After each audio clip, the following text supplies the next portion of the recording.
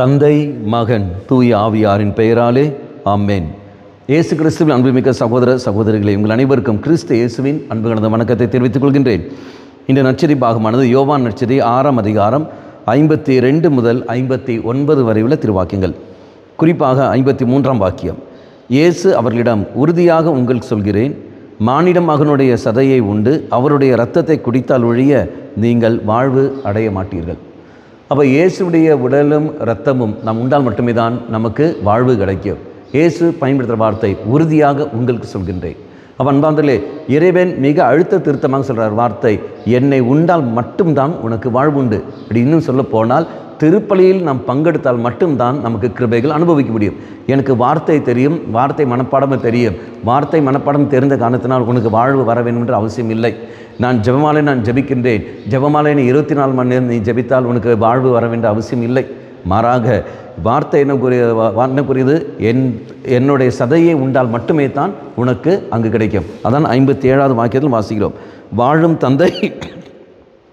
வாழும் தந்தை என்னை அனுப்பினார், நானும் அவரால் வாழ்கிறேன், அதுபோல என்னை உண்போரும் என்னால் வாழ்வர். அப்போ நான் வாழ்வு பெற வேண்டும் என்றால் நற்கருணை எனக்கு மிக அவசியம். பண்பாந்திலே இந்த ஜெபமாலையும் இந்த இறை வார்த்தையும் எல்லாமே என்னை இந்த பலிப்பீடத்திற்கு கொண்டு வந்து சேர்க்கும்.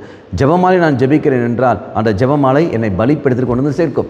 நான் இறை வார்த்தையை படிக்கிறேன் என்றால் அந்த வார்த்தையானது என்னை பலிப்பீடத்துக்கு வந்து சேர்க்கும். அப்படி பலிப்பீடத்துக்கு அது வரவில்லை என்றால், பலிப்பீடத்துக்கு கொண்டு வரவில்லை என்றால், நான் படித்த இறை வார்த்தையும் சரி, நான் செய்த ஜெபமாலையும் சரி, அது எல்லாம் கேள்விக்குறியாக மாறிவிடும். அப்போது வார்த்தை மிக தெளிவாக கூறுகிறது. இயேசு அழுத்தமாக கூறுகின்றார், உறுதியாக உங்களுக்கு சொல்கின்றேன், என் சதையை உண்டால் ஒழிய, என் இரத்தத்தை குடித்தால் ஒழிய உனக்கு வாழ்வு இருக்காது. அப்படி என்றால் அன்பார்ந்தவர்களே, திருப்பலியானது மிக மிக மிக மிக அவசியமானது, முக்கியமானது. அந்த திருப்பலிக்கு முக்கியத்துவம் கொடுப்போம். நம்முடைய பிள்ளைகளுக்கு திருப்பலியை மையப்படுத்தி வாழ்க்கை நகர்த்துவோம்.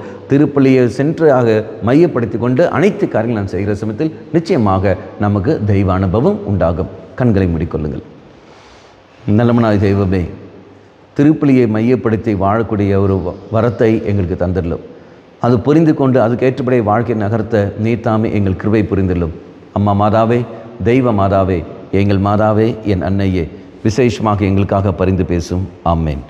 தந்தை, மகன், தூய ஆவியாரின் பெயராலே ஆமேன்.